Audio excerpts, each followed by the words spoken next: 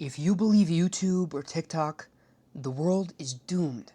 Billionaires have rigged the system, fascism has taken over, and climate change will end it all. In other words, one way or another, Gen Z is screwed. Don't you feel flooded with it? As if our entire generation is just drowning in this endless negativity, lost without any hope. And as much as I love Batman or Tony Stark's snappy wit, we both know this looks like a job for Superman. So let's look into it.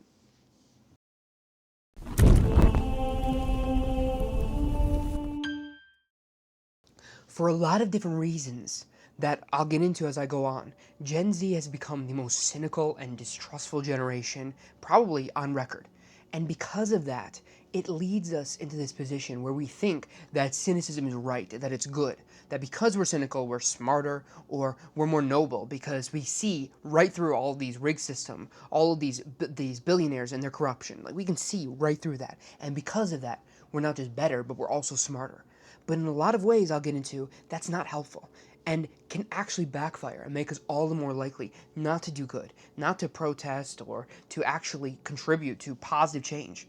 Because rather than wanting to go out and do that because we have any belief in it, all that cynicism takes away that belief. But moreover, how Superman is the answer to this dearth of kindness, this lack that we have of any belief in anything, of any optimism or hope for the future. First, I want to say, unlike millennials and the age of self-esteem and trying to build up every kid's self-esteem because you're really special just the way that you are, instead, Gen Z has grown up in a lot of ways a completely different world. So while a lot of those elements have still been there, we've still heard the idea that you should just be yourself, or bring out the best in yourself, or look for who the other person is and truly love them, and all those things have resonated with us. Still, we grow up in a place and a time where you open up your phone and you see on Instagram all these people who are much more beautiful than you are, who have all the wealth and the money and the status that we could never hope to achieve. And we're constantly compared, at least mentally, to those people, putting them on this pedestal. Moreover, even the people that we know, even our friends and family, what are they posting? Nothing but them at their best. Because of course you don't want to broadcast like, oh, I had a terrible day and I'm crying in a corner. And even when we do broadcast that, it's this kind of satirical irony, this laced with cynicism, almost making fun of ourselves at the same time. This both being sincere and insincere at the same time. And that's when we are the most honest. We're still cloaking it in that level of irony and insincerity. And that's what we have to compare ourselves to.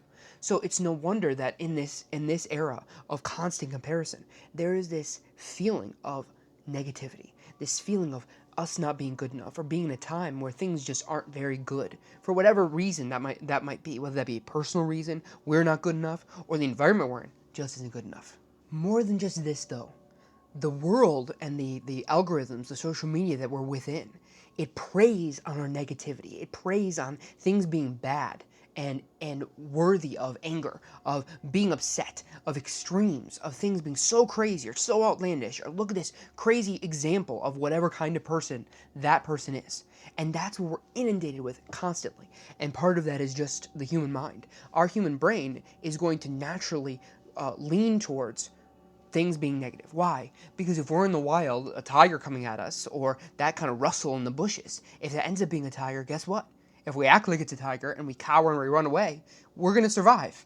But if it ends up being something positive, it ends up being, I don't know, that it's just a nice wind on a, on a clear night, then, well, us cowering might make us look stupid, but we're still alive. And so our brains will always look for that negativity. But sadly, this social media world that we've grown up within has weaponized that against us for bad or ill, and we can go on to maybe why that's the case in another video, but that's still the case regardless. So much so that many therapists, when coaching people, will coach couples in particular and say that you need to have at least 4 to 5 positive interactions for every one negative one, because the power of bad, the power of negativity, it can be so large and so hurtful that they emphasize to have that much of a disparity, 5 to 1. Because in many cases, it's about a 5 times stronger memory hold on our lives. That we're 5 times more likely to remember that, and for it to have 5 times the impact on our emotions. But isn't this exactly what we see? we see not just 5 times bad to good. We see more than that, 10 times, 20 times. We often think that we're just watching TikTok by ourselves, or we're just endlessly scrolling. And yes, it's kind of like doom scrolling, it's kind of brain rot, but even that word, doom scroll, what we notice isn't just like the doom within us, right? It's not just, I'm wasting my time and I shouldn't be doing this, but rather it's worse than that. Because within a lot of the things we're watching, it's not just the kind of neutral, oh, this is a funny cat video, or oh, look at this thing. Look at this new fact, for instance. A lot of it is negativity. It's complaining about how Marvel movies are terrible, or how the election was an indictment on the American people, right? It's just like these little bite sized clips of negativity. And so much of that daily interaction that we get online, without even realizing it, is complaint driven and negative. And this, along with a lot of other reasons, so we can get into like geopolitical reasons and larger social reasons that I went into a little bit more in my video on explaining Luigi Mangioni's appeal. But in that video, I kind of went on the more societal aspect of this too. And it's not just personal, but this also, like I talked about in that video, has more of a societal impact when we don't trust people. And it leads our entire generation to being more distrustful overall. Not just personally and feeling this negativity and cynicism within us, but also in how we treat other people, in this ambient feeling that we can go out and trust a random stranger. And even me bringing that up sounds a little crazy. What, go out and trust a random stranger? Why would anyone do that? But in fact, that's actually how it used to work. Like, it used to work 50 years ago, where your neighbor was someone that you knew, that you had some sort of relationship with, and that would maybe watch over your house if you weren't around. And yet today, that is becoming increasingly more rare and more rare. So much so that Professor Jamil Zaki says that Gen Z is the most distrustful generation on record. And this leads me right into the kind of lowest lane of this video, if I'm kind of the Superman, as you can see with this shirt. And that's Jamil Zaki, who is much more impressive than I am when it comes to understanding cynicism and its effect on our lives. And I'm going to try to feature him quite a bit because he goes into exactly this topic. He's a professor that particularly specializes in understanding the psychology of cynicism and kindness and optimism. And one of the things he talks about is, does this feeling of cynicism, of questioning things, of questioning other people and their motives, does it actually help anyone? Does it actually make you smarter and understand the world more clearly? So I'm going to let him answer that for us now. 70% of people in surveys believe that the cynic is more intelligent than the non cynic. And 85% of people think that cynics are socially smarter, that they'll be better at spotting liars, for instance, than non-cynics. But it turns out that basically the opposite is true. Cynicism is stereotyped as really smart and wise, but it's really not. Cynics actually do less well in cognitive tests than non-cynics. They have a harder time spotting liars than non-cynics do as well. So, though cynicism might feel like it's a natural and understandable reason or way of thinking in our modern world, that doesn't mean it's helpful or even a good idea. And frankly, it doesn't even mean that you're understanding the world more clearly based on that cynicism. Now, I could hear someone in the comments say, yes, but there are many reasons to be cynical. And you can list all of them right now. Anything from, the Epstein files to whatever new scandal is on the front page. But regardless of that, regardless of whether it seems like it's a good reason, if that cynicism doesn't help you understand the world, and if it doesn't help you make the world better, then how is that cynicism helping you? If anything, it is just holding you back, and it's holding our entire generation back. And even if we get the big things true, even if we are right to question big institutions and important media figures, the problem is what that effect has on how we see normal people or other people, how we see the average person that disagrees with us or is on the other side. That's what is the sneaky thing at the core of this, at the root of this.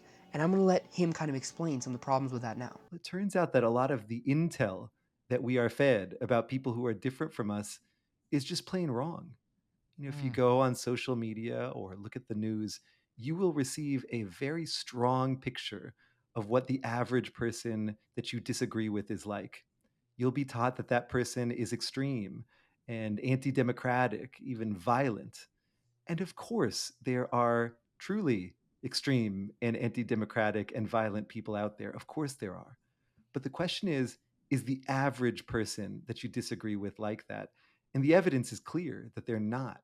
And this is where Superman really comes onto the scene and where he becomes very important. Back in 2008, there was a kind of renaissance when it comes to superhero movies, starting with The Dark Knight, because that was one of the first times where superhero movies were seen as real cinema, that they were actually something worth watching, not just by some super diehard fan, some nerd, some comic book fan, but actually people who liked Oscar movies, actually people who liked Schindler's List, for instance, because it was nominated for Best Picture. It won, I think it was Best Supporting Actor, but it could have been Best Actor for Heath Ledger. And so this really created this interest in not just superhero movies, but more of a gritty, realistic feel of superhero movies. And that's where, speaking of Superman, Man of Steel comes on the picture. This is where we have a Man of Steel created by Zack Snyder that really did not get the kindness and the love and the hope and the optimism of Superman, rather than a Superman who's doing his best to save people. Instead, like a million people have said, and I'm not original in this idea, but instead he's doing the exact opposite. He's crashing into buildings in Metropolis. He had to take 15 minutes of the movie or so to even be convinced to help people. He's in the church, if you remember, stained glass window in the background, contemplating whether he's actually going to save humanity at all, whether he's going to turn himself in. And then it ends with Zod having his neck snapped by Superman. In so many ways, it represents the exact opposite, an antithesis to who Superman really is, because it did not understand or even like Superman.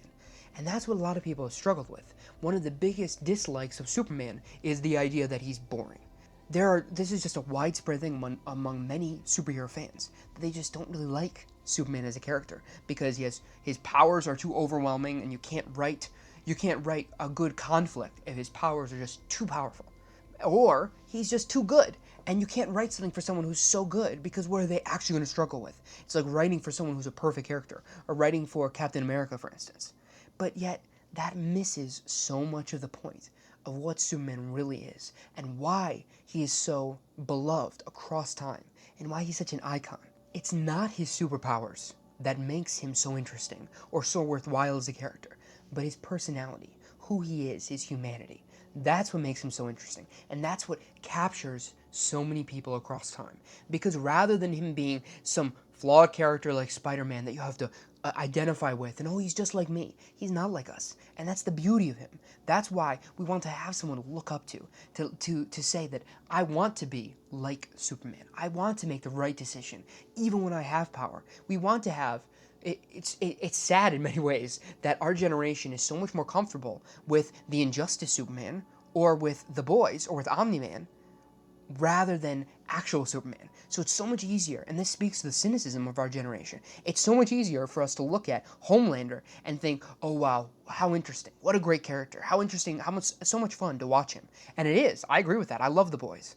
But why is it so interesting or so worthwhile to watch him, but yet so hard to imagine that there could be someone who uses their power well, who uses their power with kindness and tries to help people? It's so much easier for us to imagine that there's like this, almost genocidal, sometimes racist in many ways, at least racist against non-powered people. It's so much easier to imagine that person rather than imagine someone who genuinely is kind and wants to do good and wants to help people.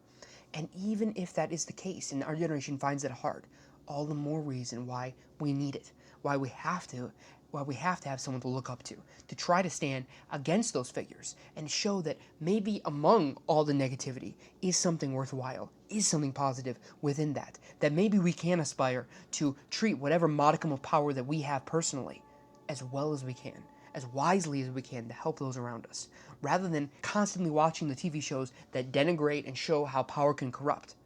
It's refreshing and something that we all need. That's something that does the exact opposite of that. But it's not just this concept of using your power well and kindly, but also the humanity and the human connection that we miss a lot when it comes to talking about Superman. I think a lot of people make it so abstract, and like I was doing before, which is true, having someone good or better than us almost in the purity, the trust, the kindness is lovely and really helpful and something we all need. But at the same point, that human connection, that kindness one to one, is so important. And that's why Christopher Reeve, when describing Superman, didn't say he was like Jesus, or didn't say that he was so hopeful, or so powerful or so wonderful or whatever big adjective that he wanted to use. He just described him as a friend. Philosophically, what does Superman represent to people? A friend, and that's what people really need most. They don't need a strong arm, one man vigilante force. They need a friend.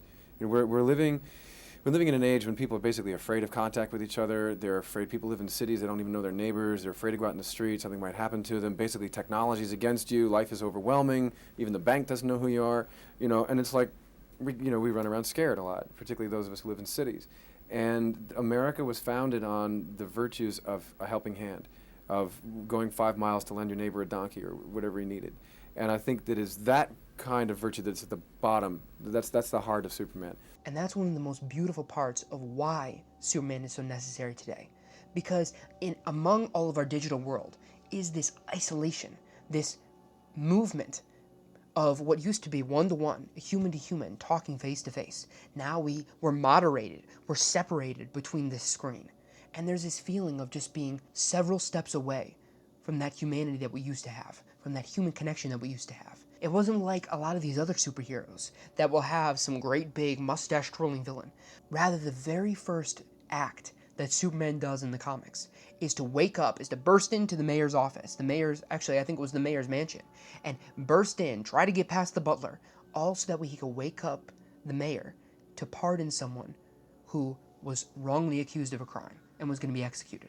It wasn't some big act, some world-saving affair, but just one human act to try to save one life. And that's why, with all the flaws that I have, and I have a lot of critiques of this movie, with all the flaws, that's what this movie does so well, is it brings out that unique human quality that Superman has, that he can stand as his beacon of hope and optimism and a lot of those great transcendental, big positive things, while also having that human-to-human connection that allows people to see him as a friend.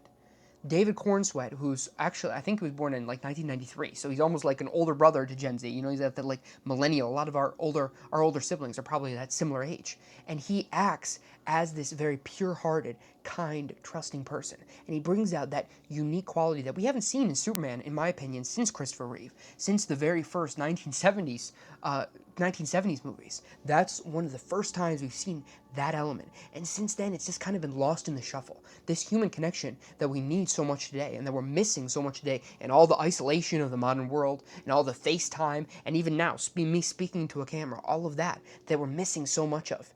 And that's what he brings better than probably anyone since Christopher Reeve. And that's why I loved the back and forth between him and Lois, where Lois looks at him and says, "You're better than I am, because you trust almost everyone." And that impulse to just reflexively trust someone else is something that I think a lot of our generation misses and we struggle with. But rather than maybe us like jumping all the way into trust, I'm not saying that's what we need to do, but that's why this movie is so necessary. That's why this message is so necessary, because we're all the way over here on the crazy distrustful, cynical, and looking at the bad side of everything, the debunking, the criticizing, the complaining about just about everything. And there are many reasons to. I'm not even saying that we're wrong, but rather than us staying over there, we need to start correcting more towards the middle, to try to see the good in other people, to see the good in other things, because in many ways we make that so. And that's one of the other things that Jamil Zaki talks about so well in his book Hope for Cynics. He talks about how so often we create what we believe. If you believe that your partner is going to cheat on you, well, what do? You're constantly looking over your shoulder. You're constantly checking. You're constantly treating them like they're going to do that bad thing. And you're pushing them away. The very fear of them purposefully separating themselves from you, not being on your side, not being loyal, you almost make that the case, even if they don't cheat, because you're actively pushing them away. And over again, you can see that in our behavior. If you act as if something is the case, oftentimes you make that thing all the more true, all the more likely to happen. And one of the big takeaways that he talks about is this truth that if you trust in someone, if you give them the benefit of the doubt, oftentimes they're much more likely to show that. That's why we need this movie. That's why we need Superman, because sadly, the environment that we're in and the beliefs that we have ingrained into us, whether that be just the isolation of smartphones and remote work and the COVID pandemic and on, whether it be those factors that have made us feel like everyone else is out there, everyone else is so distant from me, Whether it be that disconnection, or whether it be the cynicism, the distrust that's within all of us, that we see nonstop, reason after reason, to dislike someone, to dislike things that are going on, to disrespect institutions, to constantly question everything, all of these impulses, which again are perfectly understandable, but when overcorrected so far to one side, often make it more the case, and then help us to see more of a distorted reality not just of the big things like institutions and media, but of normal people. Because when we constantly are overcorrecting to that negative side, we think that the average person is some extremist, is some terrible person, when in reality, yes, they might have ideas that you disagree with, but in many ways, they're just as kind and open-hearted as you are, and maybe even more so. And when we treat them, though, as that cynical outlook would make us, we make that person all the more likely to disconnect, to be that person that we expect them to be.